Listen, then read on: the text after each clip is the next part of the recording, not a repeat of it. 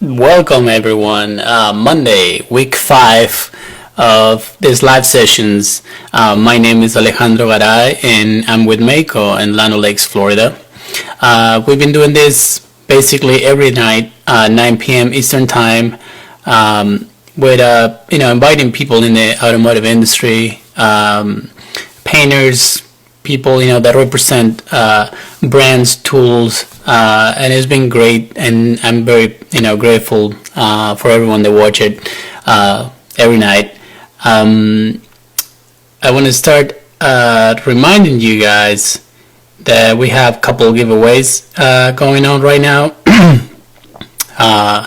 The one for this Wednesday at 9 p.m. We're gonna announce the winner of the Luma Aurora, the hose hang in a couple years as well. So the deadline is at 8 p.m. So there's still a couple days to get into it, and also because we couldn't wait. We have this new one on Friday. We have Jose last week. We were talking about this car and we were like, we have to give it away. So, same concept, as the Luma giveaway. You guys need to tag at least 3 friends on the comments. And that one is going to be announced on Friday at 9 p.m. The deadline is the same Friday at 8 p.m. So for this week, I'm going to show you guys that tomorrow we're going to have Sergio from Gunnywheel. And then on Wednesday, we're going to have Chad with All Data. On Thursday, we're going to have Mr. Larry Montanez. He's with P&L Consultants. And on Friday, we're going to have Mr. Ron Flea. So everyone that want to join us, we will be at 9 p.m. Eastern Time. For today, we have a little bit of a change on this schedule of our guest. Let me bring him in. Let me see. Let's give it a couple seconds here to connect.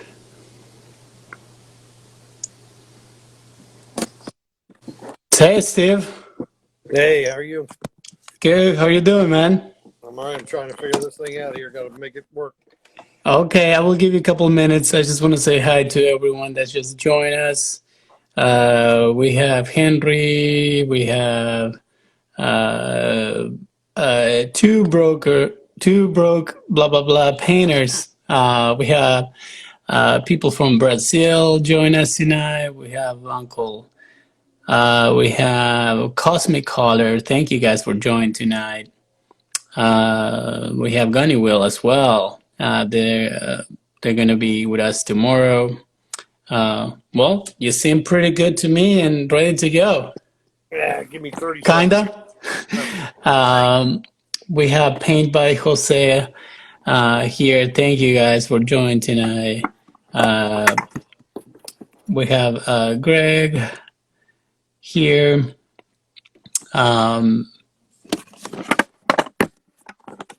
Who else is here? OB2251. We have Mariano. We have Maria. We have everyone is here tonight. They were expecting somebody else. That's why. No way. All these people saw the changes. We have Tony. Yeah, Tony, we couldn't start without you. All right.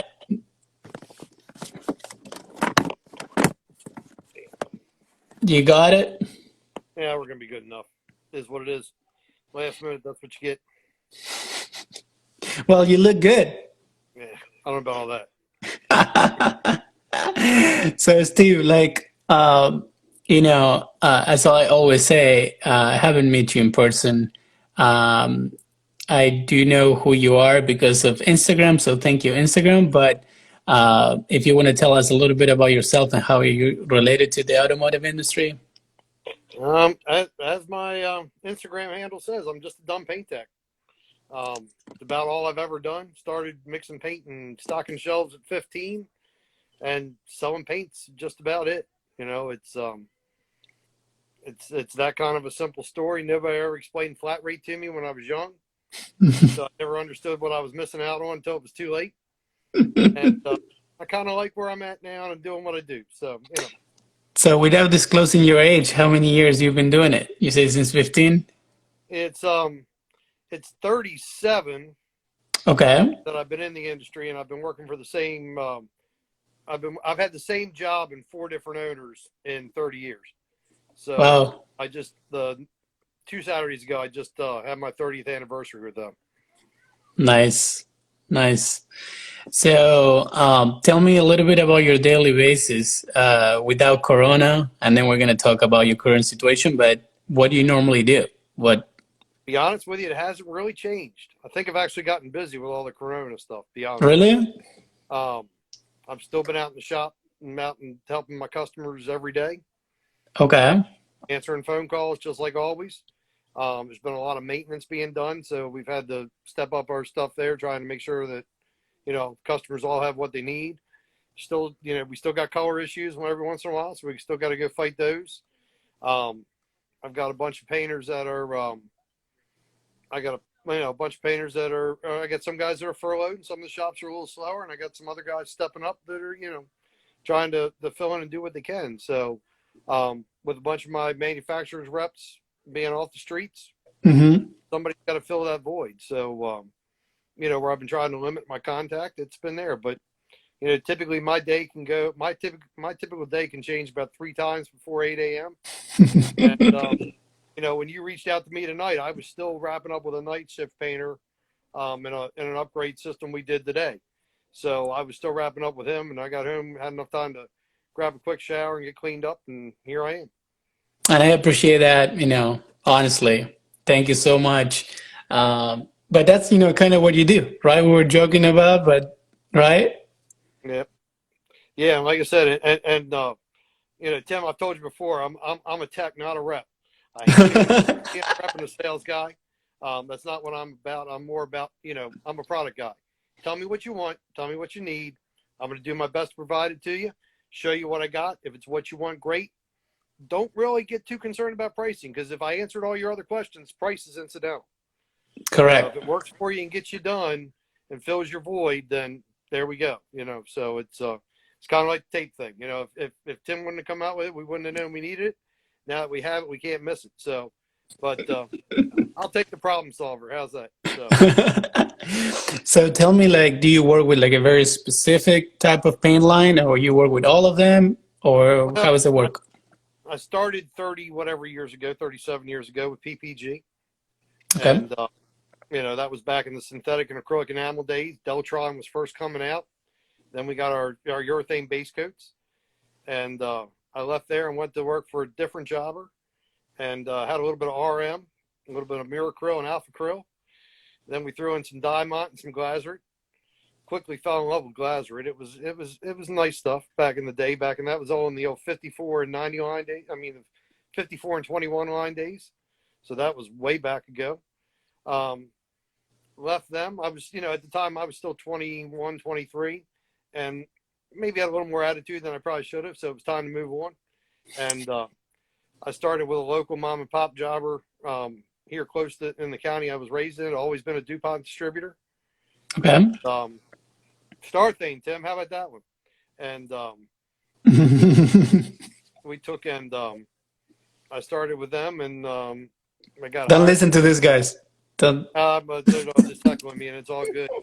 But that's what I do, is heckle on Instagram. So, but started there, and it was, they needed somebody on their parts counter, and I had sold parts, at the same time I was stocking shelves and mixing paint.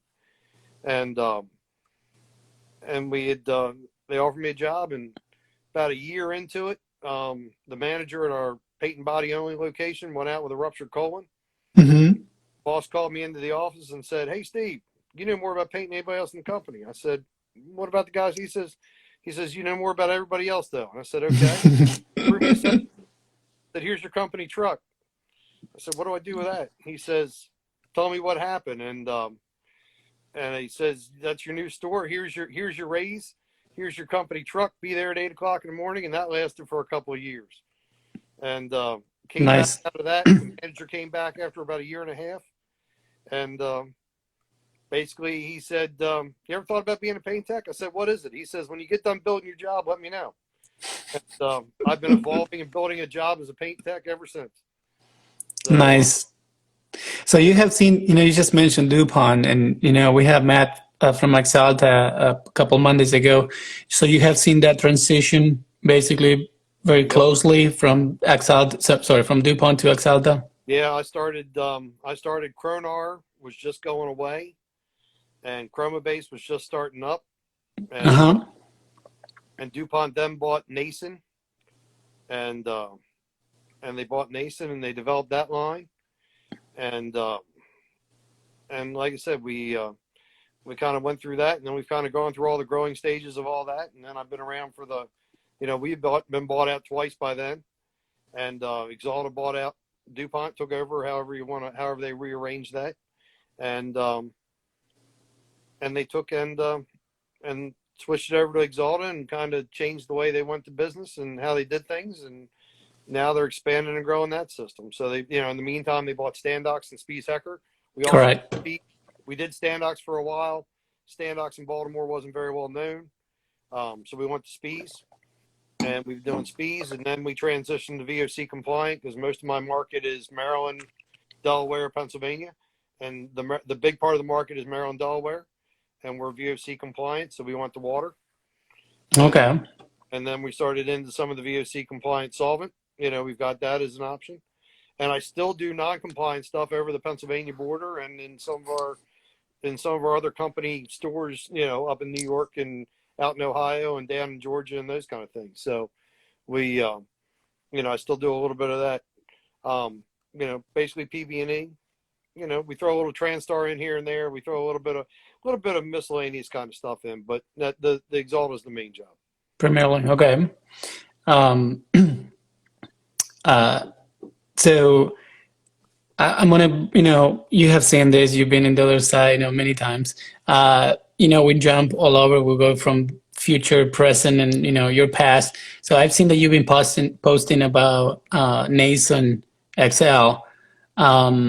If you want to tell me a little bit about it, I know Matt mentioned that as well, but what is your experience on it? What do you see different? It's just a different label. What is behind that? I think it's definitely a different product from Nason, and it's definitely Okay. a different product from Exalta's Mosaic. I guess I got invited to come down and check it out in one of the training centers for Exalta probably 8 months or a year ago, and we came down and we looked at both the VOC and the non-VOC. And both of them had some strong attribute points, and I think there were some good things about it. We looked at it, we sprayed it, we tested it, we kind of came back and looked at where our company direction was, platform. I think it opens us up for some economically based decisions to help us try to improve some growth in shops that maybe we didn't have a shot in before because we didn't have a product that would fit that niche. And I think it's gonna help us grow. It's new. It only hit our warehouse last week and went into the first shop today. So I've got, I guess we're going to convert and upgrade and change out, and install in probably 24 shops by the time it's all said and done. So I'll have a busy month. But like I said, Nice. it's promising. I see a lot of good things about it. And hopefully we're going to be successful with it. Okay. So many people, take for granted, and even, I will include myself on the daily basis. Um, we're involved in the operations and the daily basis of, the craziness and everything. And we take for granted that we have someone that can deliver, products to you every day. I don't know if it's your situation as well with the people that you work, but, delivering something every day is a big deal, Yeah. And my right? guys do it. I've got, I work out of right here in the Baltimore, Delaware, Pennsylvania market. We've got about 20 stores. A lot of them are parts and paint. So I got a couple of them that are paint only. And those guys will deliver a couple times a day. Um, because they're on that parts platform kind of delivery base. So kind of sets us apart from a regular paint distributor where, we got to do, scheduled runs twice a day kind of thing. These guys could hot shot some stuff out for an automotive person. And if they're passing by a body shop, you may be able to get it a little bit sooner. It's we try to work two stops a day, but sometimes you can be better and sometimes you're worse. Um, we got guys that are doing stock orders. We've got all the rest of that. So depending on what the need and the necessity is. Um, but again, it's, services is that big part. So that's where I we was, are trying to yeah, get that. I was going to ask you, what, with all, I don't know how many distributors are in your area, but, we have a bunch in the Tampa Bay. And what do you think that it makes a big difference? You mentioned something a little bit in the beginning that, if you answer all the questions, price is out of, the deal. But what do you think that is service, is the options that you have to kind of cover the market or anyone's needs, or what is actually what it makes the difference? I think there's a little bit of everything. I think again, it comes down to the segment of the market you're working with. We don't do anything with the MSOs. We're not first call with those guys because we're not that nationwide kind of agreement kind of thing. And that's okay. Sometimes I'm glad we're not, you know what I mean? Hmm. I like being that second call for some of those guys to be, again, I like to be the guy that answers the question and fills the void. So if for some reason they can't get it somewhere else, call me. If I got it, I'll get it to you. Um, sometimes, I've got a lot of guys that I work with. If you sit in my sales group and you take my 10 or 12 sales guys and you take myself and my other fellow tech and you put us all together, we got about 350 years of experience sitting in a room. Um, and that's, there's a lot to be said for that. I've probably got the most seniority right now out of everybody, but I've got a bunch of guys I'm working with that have got 20, 22, 18, 24 years in. So, you know, that's where it is. I mean, it doesn't, is price totally out of the question? No, but as myself as a tech, I'm going to give you the answer to your question, or I hope I give you the answer to your what you're looking for, and the rest of it comes there. I mean, it's my guys in Baltimore. They know who I am. They know what I do. They know where I've been, and if they got a question, they pick up the phone and call, and that's good. I mean, my phone stays on 24/7. Hmm. I've got a couple of shops that run night shifts, and those guys have until the 11 o'clock news goes off to call me, and then they pick up the phone again at 7 in the morning. Then the phone starts ringing again. But most of them respect that fact that I got to have a little bit of family life and a little bit of time. But it's one of those deals there. My wife, I think you and I talked about it, because of the last minute here. My wife, after 30 years, has gotten pretty used to the phone rings. I'm going to talk shop, so that's what we do, and maybe I do it more than I should, but Thank you, Deborah. Thank you, Deborah. she's actually in the other room. She's letting me have my thing here so she doesn't heckle me. So Um, so tell me, a little bit about color match, which I'm assuming that is a recurrent call, to you that people have issues. It's been always like this. Now that we have more technology, it's easier.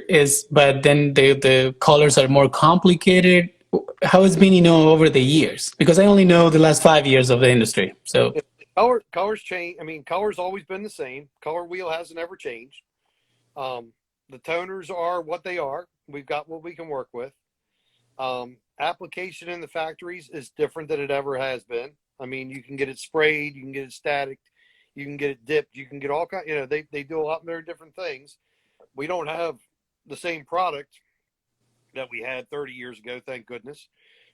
It's gotten better and it's gotten worse. We didn't have cameras back when I started. You know what I mean? It was a matter of having to understand the color wheel. Um, I was working with one of my guys that, we're tint and color, doing it the same old way. And he came to me one day and said, this has been 20 plus years ago, but he came to me and said, why are you doing that? If it's too violet, take the violet out of the color. And we started and we started promoting and training and educating our guys to tint by removing what the problem was, not adding something to kill it. I'm a firm believer that if you want to be a painter and you want to make the money that painters are capable of making, You need to be able to tint your own colors, and you need to be able to understand that. And you've got to take the time to do that job to be able to do what you're getting paid to do. And tinting color is part of it. Blending paint is part of it. It doesn't come down to what the insurance company says I can do or can't do. If you got to tint and blend, you tint and blend, and that's what it is. Because we have to do that. That's part of this industry. It's part of this job. I've got plenty of painters that can pick up a spray gun and spray paint, but they're they're not technicians. They're just that. They're applicators. And if I'm hurting somebody's feelings by saying that, I'm sorry. But the reality of it is that there's a lot more to it. I've never held a job in a shop as a painter. Can I paint a car? Absolutely, I can. My job is one and done, and that's what I want to do. I want to put it in the booth. I want to have it prepped. I want to have my color identified. I want to have it ready to go. I'm going to put it in the booth. We're going to paint it one time, and we're going to pull it out, and we're going to move on to the next one. So, I'm not going to bring it back in to reblend something later on, because that just cost me a third job. The one I did the first time, the one I should be doing now, and the one I'm redoing. So I'm 3 jobs behind. If we did it right the first time, we get paid for it, turned it around, and sent it out the road. So, I see. So, I also know that it's been, like a topic of, cameras, no cameras and stuff like that. When do you think that the camera is useful and when, it's not? You should say that the painter should be able to figure it out alone, but again, I think it's a tool. And I think, chips have come a long way. It used to be chips were some ink that was rolled out on a piece of paper to simulate a color. That's what it was, and they were bad. I mean, I will tell you, when your tech from Exalta was my first DuPont tech that I worked with out of Baltimore, when Paco was here, we didn't even bother with the chips because they were that bad that it wasn't even worth our time and our effort. And as cameras came around, it's a tool. Is it going to be exact every time? Is it going to make things perfect? Absolutely not. Are the chips going to be perfect? Absolutely not. Is the tinting guide going to be perfect? Absolutely not. Did you not shake a tint? Did you not? There's so many things that come into it. We've got to use all those tools and make something that works. And if we rely on it as a crutch, again, that's where you are. You can't rely on any one of them as a crutch. The best 2 out of 3 usually pretty much will get you where you need to be. So if you're going to say, okay, my chip looks all right, and that's what the camera picked out, then you know what? Chances are you're probably going to be in pretty good shape. I'm not saying it's going to happen every time. Air pressure, application, all those kind of things all fall into that. And unless you're willing to understand it and work through all those things, then you're not making the effort to do your job the right way. so it turned into, what Eric described, when we have him here, that used to be the vision that people have about painters, was like, they're just, hillbillies, drunk, and whatever he said, right? So, One time, and at one time I've got some guys that I've known coming up through the years that unless they were 6 beers in, they couldn't spray a decent paint job. You know what I mean? But that time has changed, and that part of the industry has gone away and needs to go away. But you got some of that hillbilly action that still goes on, and it's not a bad thing all the time. So, what's the percentage that you see in your daily basis? Do you see more people like professionals in the industry? Do you see that that's changing? Yeah, the industry's evolving to it, and it has to. There's too much money wrapped up in this industry. There's too much production. There's too much, there's too much of all that stuff that's gotten here now. It can't be the good old boys, pulling stuff with a post and a tree. Cars are becoming equipment. They're coming robots and computers all on their own. And we've got to grow with that. And we've got to be there. You know what I mean? So it's, we've got to kind of grow with it. And there's a lot better grade of guys. And there's a lot of guys that have really stepped up their game and become better. Because of what the industry's made them do. But, then we get into production where we're rounding corners to make things roll, and as long as you know what happens, that's the other part of it. I'm okay. If you want to flex things and bend rules and do what you got to do, that's going to happen. That's the real world. And we're not in a lab. We're not in a place trying to do it. But if that's what you have to do, it's fine. But when it blows up and you know why it blew up, that's the difference between a guy in the field. If you all your products junk, but he bench mixed it, or he did whatever he was going to do to it to make it go faster. And he's willing to tell me I got junk product when we really know that maybe we didn't follow all the rules. It's kind of where it is. So tell me if a shop owner approach you with, hey, money is not a problem. I want you to provide me, with the best products that you think that are out there. Let's start with, dry goods. Like, which sandpaper do you think, if money is not an issue, right? Which You can know, you can you pick one or no? I can't. I can't because it's the same thing with a paint line. If I could take a little bit of this one and a little bit of that one and some of this, bring it over here and mix it. If I could mix and match all those things and know that they'd work together, I'd have a damn good system. And I'm not sure that everybody can do that as their own independent company. But and when it comes to dry goods, there's things that I like from 3M. There's things that I like from Merca. There's things that I like from some secondary companies that are out there that, you just got to keep an open mind to a lot of things. Tape's the hardest thing in my mind. To find a good tape that fits the price you can afford to pay for it, for what you do with it, and how it gets wasted and used. I'm not sure I can afford a green roll of 3M every time I'm painting a car. But in the same side, I don't want something that falls off in the middle of a bake cycle or it blows loose when I'm clearing. So I can't go cheap, but I got to find something that works in the middle.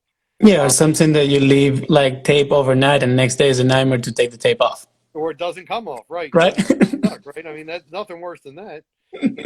Throw waterborne into it, and the adhesives on the tape, they totally changed the whole world. So, one of those that, so it's a mixed match of a lot of different products. You just got to make sure you get compatibility, and you got to make sure that you understand, if it doesn't work, if something blows up, you got to go back and start from the scratch. What did we do? Did we use, I've seen guys use aerosol cans of primer and want to know why the paint, didn't stick to it or came blowing off.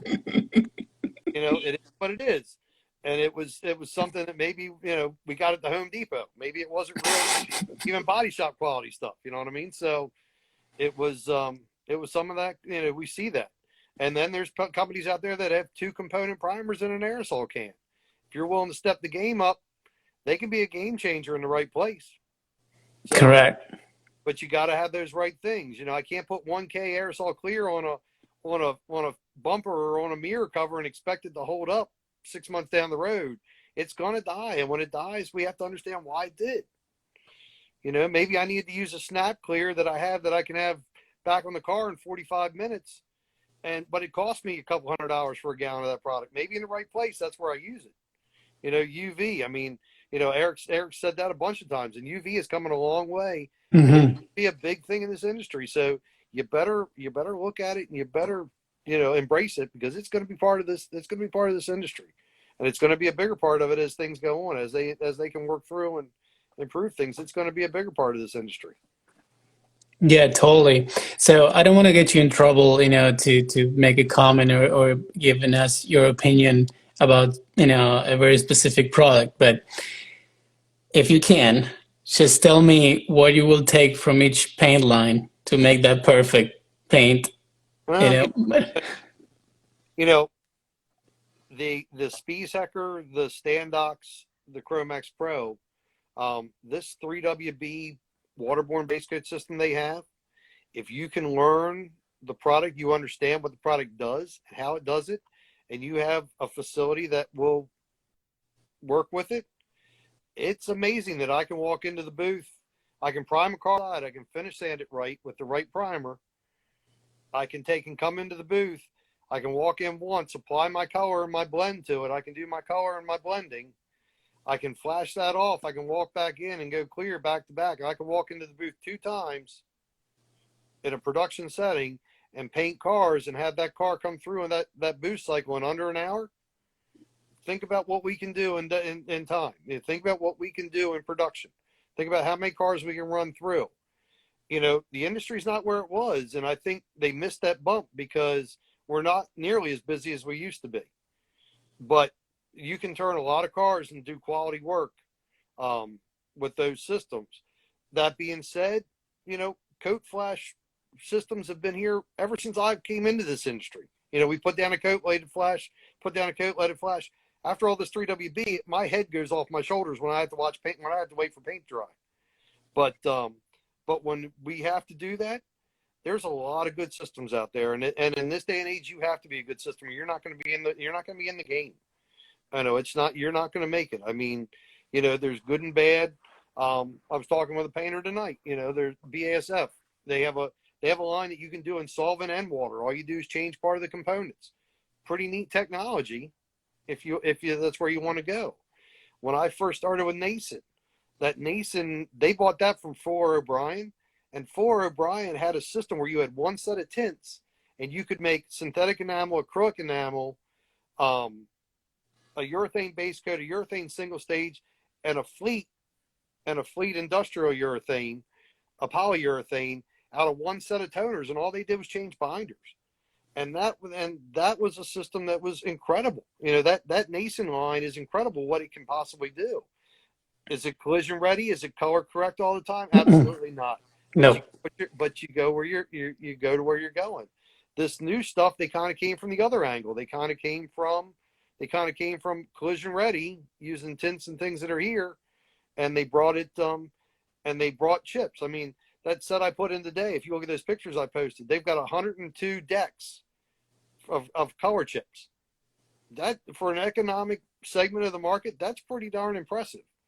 And it works with a camera, and it has all the rest of the things that go with it. So, it's there, and it fits that economic segment. So, it's there. But back in the day, 54 line glycerate, I would have done nothing more. If I could have sprayed 54 line glycerate and 21 line glycerate as a tech the rest of my career, that's where I would have been. That was it. And that product has changed, and now we've got 55 and 90 line, and they had some of the other things in the way, and that changed through, and it's just not the same products it used to be. But for that, we had chroma base, and chroma base is you use it every day down there. Mm-hmm. And it's a good system. It's a workhorse. It's been around for 40, 50 years, wherever it's at. 40 years. I guess it's going on 40 years from when it started. There's a lot of technology, a lot of color information that's available with that system. And is it the most user-friendly system all the time? No. But is it pretty complete and pretty experienced and pretty knowledge? There's a ton of that stuff that's out there. So, let's face it, economics is where they are right now. And not every shop's going to spray a premium product. Not every shop can afford to. Not every customer can afford to. If they're going to pay out of pocket, they may be, a little bit more on the, can we do it cheaper? And as long as you educate a customer and inform them that, hey, we can do this, but we may give up something. Maybe we don't have a lifetime warranty. Maybe we don't have those kind of things. Maybe that's what that customer's looking for. But you got to understand what that customer is looking for. Correct. And you got to fulfill that. You got to fulfill that need. And that's back to where, tell me what your product is. Tell me what you want to do. I was talking to a guy today. He's doing a color change on a big Chevy pickup dually. It's got the wheel flares, got all the beds off of it, the hood's off of it, the doors are off of it, doing a total color change. And then on top of it, he thinks he wants to spray it in the satin clear. Or he wants to spray it in a matte finish. And I talked him to at least spray it in satin clear, But it's one of those deals there that he came to me and said, well, and I said, it's only going to last so much. You're going to scratch it up, and then you're not going to be happy with it. And he was like, well, what do I do? So we talked about it and went through there. I guess I was a salesman at that point because, we raised the dollar of the sale. But he's going to be a lot happier with the job, and he's not going to cuss me because I didn't tell him those things. Good, bad, or indifferent, it's probably my biggest problem is I'm going to tell you what the reality is, whether you want to hear it or not. And a lot of times it gets me in trouble. A lot of times, people don't want to hear the truth or don't want to know the truth, or they want to just kind of ignore that fact. But, it's going to be, I'm going to tell you what it is because, that's where it's at. It's like we were talking today when we changed the shop over. I made sure there was etch primer. I made sure there was epoxy. I made sure there was sanding, the sanding and the cleaning agents for raw plastic. I made sure there was adhesion preventer for raw plastic.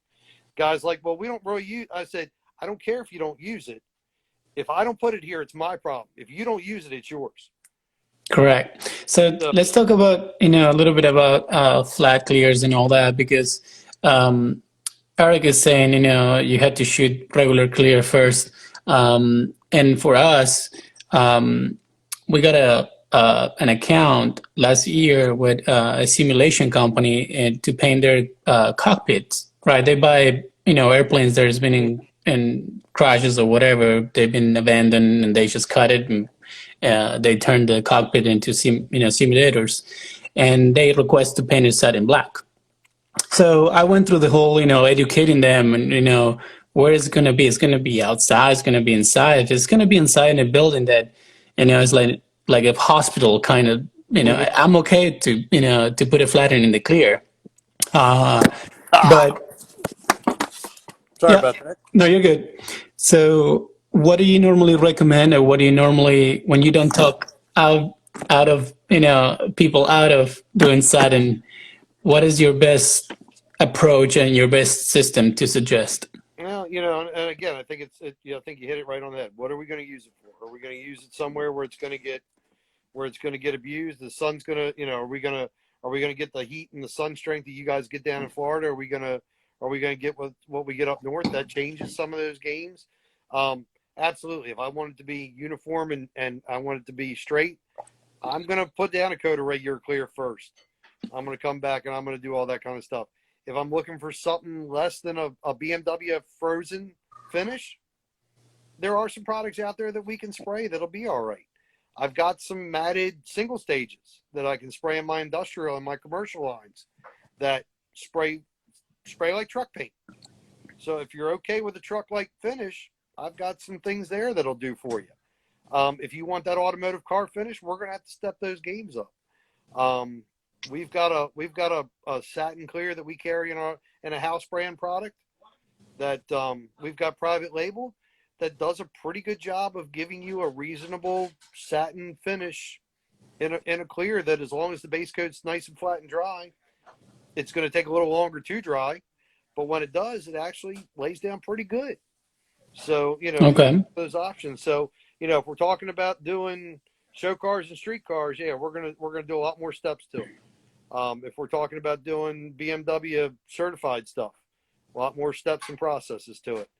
If we're talking about, somebody wants to paint their four-wheel drive truck that they're going to go out and get muddy on, okay, that's where it is. But we're also going to educate them to tell them, hey, it doesn't always it's not going to last. You might scratch it up if you get some, if a bird does this thing on her, you get something on, you start rubbing on it, it's going to shine. And you got to educate, and that's part of it. So I wish we did a lot more of that when we were selling these, when the people were buying these cars new, or when they were seeing all these finishes and understanding the work that's got to go to them. So Yeah, no, I know what you mean, and especially, we offer, a bunch of different options, in I remember when we went through this whole cockpit situation was if we use like a really, really good clear, um, that no, that's fine. If we use like a really good clear, then it was really hard to flat that clear. There was actually no way to flat the clear. So as better as the clear we were putting on, it was the sheen was coming through, mhm. um, and I think we ended up doing a Nason spot clear was our best result with the flatten agent on it. Again, for what we were trying to do. I Oh will yeah, never what put you're that in a trying, restoration project or in a you again. don't need a high solids. You don't need a high solids. You don't need a high solids product for what you're trying to do. The more you raise the solids, you add the resins, you do all that kind of stuff. The flattener's got to work harder. Um, they've got some matted clears that are out there that do that, and then they've got other ones where you're putting in more matting agent than you ever put in clear. So, by the time you get done, they all kind of go out with each other. But you're right, it takes a lot more matting agent to mat a good quality clear than it does a less solids or a lesser quality clear. And again, Correct. you're give and take. Once you put that much flattening agent in it, you're already compromising your UV screeners. So it's not going to last nearly as long as a good finish. So, that's part of why you put a good clear down underneath of it to hope you can build some stability out of it and some uniforming. So, Correct. I would like to know, if anyone want to jump in the comments about, uh, when Hyundai released the Veloster, 4 or 5 colors flat, well, satin. We all know BMWs and Mercedes uh, lately, has been very popular here for some reason. So, what is their experience, especially when you do like a bumper, right? You do a bumper and it's like, whoa. and and again, that comes down to again, like I was talking about, that difference between an applicator and a painter and a technician. The technician, he's going to know how many coats of clear and what process he has to go through to get there, and he's not going to try to bend and flex because he knows that's what's got to happen. And we're going to be able to justify and document where we go so we can get paid for those things. But a lot of those jobs, if you're blending in, you've got to do that spot, and then you've got to build the surface tension up, and you've got to get that base coat, kind of that base coat there, and then with a little bit of clear on it to get it uniform with what you're trying to blend into. And then you may have to blend the panel. You may have to go out into the next panel and get those things. And even if it is just a scratch at the door handle, you might be into the panels on either side to really make that uniform, that matted appearance lay Mhm. out. And you've got to understand that. And unless you understand that and accept it, you're never going to duplicate it because you can't just cheat that and get that finish. And I think the tip of that apply to every color. We do it every day. To take a piece of the if you're replacing the bumper, just cut a piece of the old bumper and bring it in the booth. Or fuel doors. We take fuel doors all the time and bring it inside and use it as a spray out basically. And you got to look because the fuel door is not always the same color as the rest of the Well, car. I know. But you know what I'm saying? It's one of those deals. But if you got a bent panel, if you're putting a fender or putting a quarter on it, the Yep. old quarter, you got to have something to work from. I'm a guy that teaches a lot of spray out cards. I'm a big component and a big proponent of you got to use a metal spray out card. You're going to seal it just like you do your car. You're going to paint it with the same amount of coats. You're going to clear it the same way. You're going to do it. And hopefully you're going to do that all before you ever bring the car in the booth. I know sometimes that's not reality, but the bottom line is, and then when you're done, you're going to label it and you're going to be able to know if you made color adjustments to it or whatever it is, you're going to be able to duplicate that color because you're going to see that car again.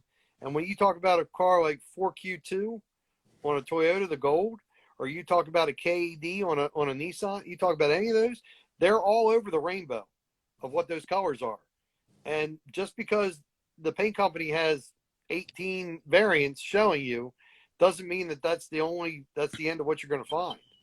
And if you're on your game and you have all those spray outs done and you do them right and you catalog them and you do all the rest of that, it takes a little bit more time. And again, you're getting paid the money you're getting paid to get done the job. You don't have to do it while you're working. Maybe after that 5 o'clock whistle blows, you do that stuff to improve your future. Because if I can go to the cabinet, pull out a spray out card, hold that spray out card up and go, that's the formula I'm going with. I just saved myself all that time I had for tinting that next time around when that car comes in. That, and when we got those frequent flyers and repeat customers that we all have, when they're back, we know what we're doing to that car.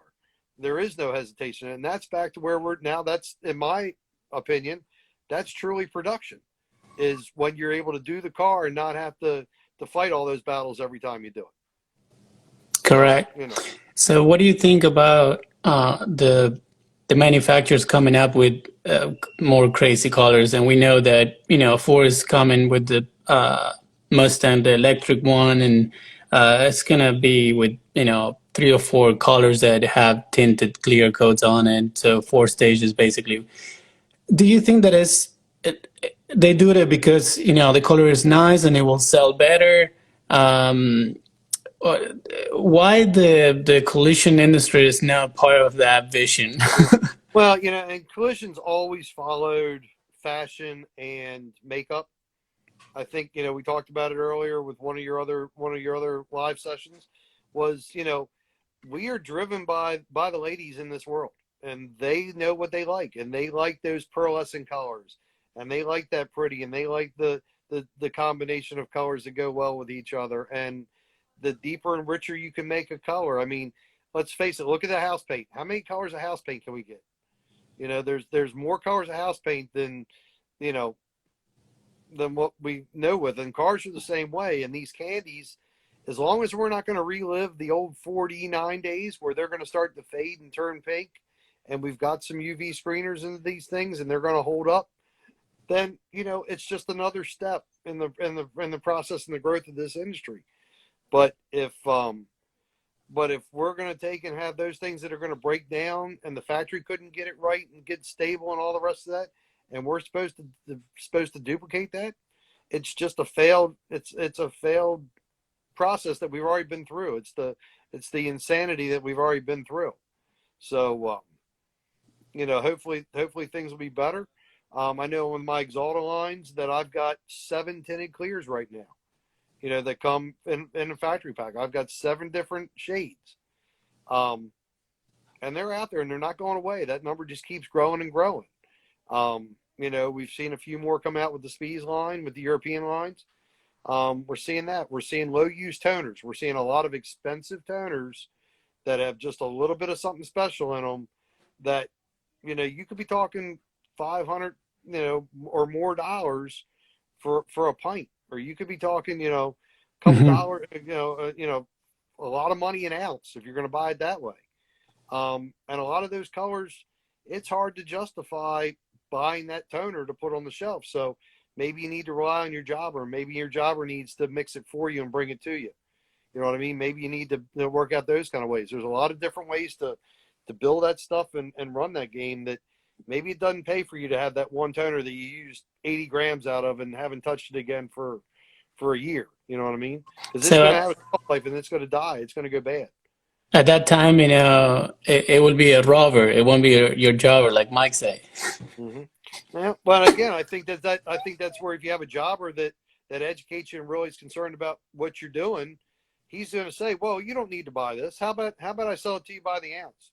How about I go ahead and mix that color for you, and I give you an invoice, and you invoice your insurance company based off of that invoice for the paint that we sold, for the mix that we sold you, because it has this specialty toner in it."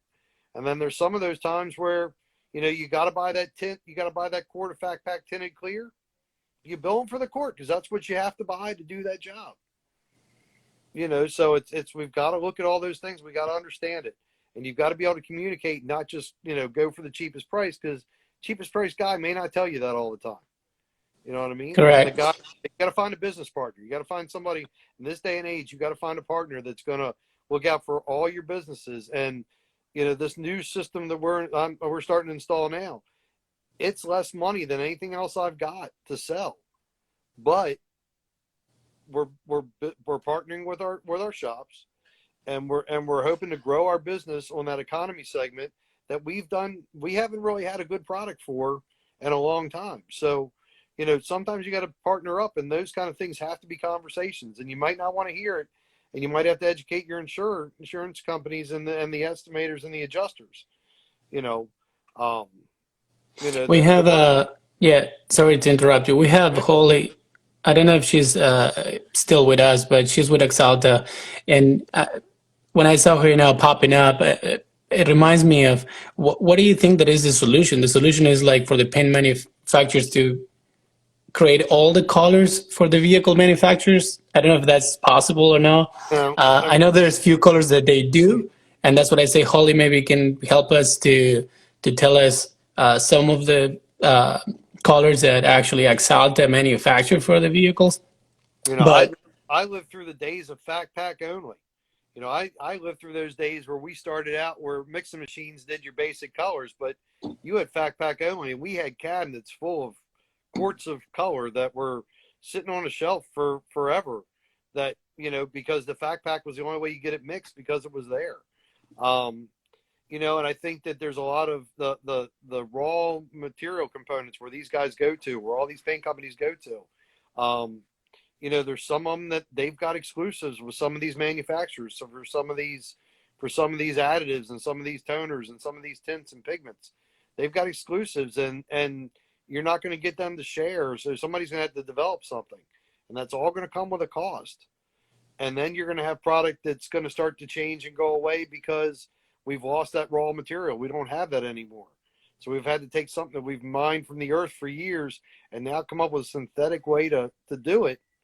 And it's not going to be the same. And it's not going to be there. And that by the time you get done with that, you're paying technology that's going to raise those prices. So, you know, sometimes, and you're not going to get that always in a economic segment. You're going to have to step up some of the better products and some of the better technologies. Matching some of these new cars with solvent-based product, even if it's been around for a lot of years, is a tough order because you can't get clean enough pigmentation.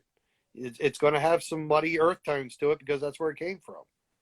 So Correct. So we have, just a few more minutes, and I want to know when you go to the shops, and I want to highlight, the positive side. We've been talking, as you know, a lot about the lack of resources and people, the new generations don't get into the industry and all that. But um, what is your perspective? And if you have seen that the newer generations or the younger ones that you see on the shop are, having a good perspective about their career on the industry. Um, I think it's and I tell you, I think the biggest problem is that with our PPE concerns and with our health and safety, we've taken that more serious now than we've ever taken it before, and it's still not where it really needs to be. But it's a challenge for a school board to take a high school student in his teenage years and put him in a place that's hazardous to his health based on the chemicals that we use in this industry. I mean, we were joking the other night was how many old painters do you know? And the answer is you don't know very many because most of them are dead because they didn't take care of themselves and they didn't wear the safety equipment because they didn't realize it, and B, they didn't take it seriously. So they didn't realize how bad it was. But product like Emron, there's a lot of guys with asthma and a lot of guys that have had chemical sensitivity because of those kind of products that, it's part of that. So when you talk about a school and trying to train these kids, and again, vocation, I think, if anything good has come from this pandemic, the vocational side of this thing, I think there's a lot of people sitting there with lots of really high paid educations that are sitting at home or not working or are going to get hurt by this, that the vocations, people are going to wreck cars. If they're driving, they're going to wreck cars. So there's a lot to that. And we've got to be ready for that part. But I think that we've also got to figure out how do we safely train our people, get them in an industry that's changing as fast as it is right now, that every week you come out and there's something different or something new or something better. So by the time it trickles down to a school, they're months behind, and it's not always the school's problem because that's where their budget is for. They've got no budget in the school systems. So whether it's the shops that have to kick money to those educational facilities, whether it's the distributors and the manufacturers that have to kick money or product to those places to get those kids to be up here so that we have guys that are ready to go to work when they're old enough to get into the shops and work and be successful at what they do and not come into a shop and be criticized, because they don't know what's going on because they were taught with a system that was out of date. Thank goodness the industry has changed and it's not nearly the abusive place that it used to be. You came into this industry, you either held on real tight and your skin got thick real early, or you weren't going to be a survivor in this industry. So once you got that thick skin, you were fine. And now in this day and age, we can't treat people like that, and we're not going to get that thick skin out of it. But people are expecting more and more from us because that's where we are in that immediate gotta have right now production world. So somewhere along the line, we've got to find the equipment, the support for all those educational programs. We can't just say we want techs and not be able to support that coming into it. The shops that are taking interns on that are paying them to learn. Unfortunately, the TV shows and all the things we see, they're great, but these guys think you can paint a car in 24 hours. They think you can do everything to make classic street rods in no time. And make high end finishes, and it doesn't last. And if it does, it's not going to survive. So, there's a lot of things, but I think the industry has to absorb training and has to take it as a serious place and come up with ways to guys get trained in real time process and procedure. So, I mean, Instagram here, like what you've been doing, I think it's great. You've been reaching out to all kinds of different places around the industry, different people in the business and what we do. And we're all part of it. It's a small world. We all know somebody that knows somebody. And we all know something about a product, or we've had good experiences or bad experiences to make things better for everybody. I'm out here and I'm always testing this vac sander against that vac sander. I want to know which one works and which one's the best one. And I may not recommend to shop A the same thing that I may recommend to shop C. Based on where your scenario is, where your place is, I may give you a different option. And I may tell you why. Correct. Woo! That was a lot of information. I can run my mouth like that. No, that was amazing. A lot slower, so it's easier that way. That was amazing, Stephen. Believe it or not, we've been talking for an hour, and I really appreciate that. I think after the second one or the third, live session that we did, Eric told me, something that I already mentioned it here, but for the ones that didn't hear, he said, that alone we can't, know everything, and there's no way. There's no way that we can know every single thing, and especially, it keeps making more sense and more sense now. After we have Kristen Felder here, it changed also my perspective to see the shop and the how we handle insurance and all that. And on Thursday we're going to have Larry too, that I know that is going to be another big punch. But I do appreciate your knowledge tonight and jumping on this, and giving us your 37 years experience. As Ron say, as Flea say, he say 45 years of practice. Well, I've messed up a lot of things and redone a lot of vehicles to figure out some of the stuff I know. So, or help customers fix the problems that they didn't know they had when they had them. So, but thank you. That's about where that goes. So. Thank you, Steve, again, and thank you everyone for watching tonight. We're gonna reschedule Jordan, Wendy, for another day. Hope you guys enjoyed tonight. Steve and Deborah, thank you. Like I said, Audi, it's all good. And like I said, it's and I think it's that my job is service. My job is helping out. I've got a friend that I've made, on social media. He's on the other coast. He's on the West Coast, and he's reached out, and I've given him suggestions and pointers. And again, that doesn't help me in the company that I work for, but it helps the industry. And I think that, it doesn't matter where all that's in the big picture. It really doesn't matter where all that is, because if a guy's struggling on the West Coast with something that I've dealt with here, or I can give him suggestions to make him better what he does, then all I'm doing is improving the credibility of the industry itself. 100%. You couldn't say it better. Thank you, Steve. Thank you so much. That's what we do. I'll talk to you soon. Thank you. Bye-bye.